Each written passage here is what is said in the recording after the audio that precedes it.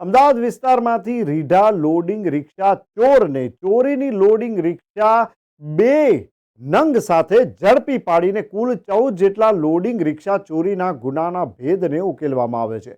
Ahmedabad crime બ્રાન્ચના police inspector એસ.જે. જાડેજાની team દ્વારા વાહન ચોરી કરતા આરોપી એઝાઝ અખ્તર હુસૈન શેખ તથા શાહરુખ ઉર્ફે મુરઘી મહેબૂબ પંડ્યાને અમદાવાદ શહેર કાંકરિયા રેલવે કોલસા યાર્ડમાંથી રોડ પરથી એક લોડિંગ રિક્ષા સાથે ઝડપી પાડ્યો.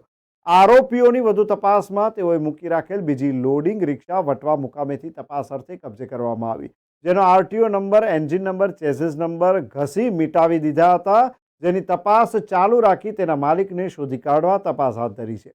આરોપીઓ પાસેથી મળી આવેલા લોડિંગ રિક્ષા તથા તેઓએ કરેલ લોડિંગ રિક્ષા ચોરીની તપાસ કરતા અનેક ગુના ડિટેક્ટ થયેલ છે.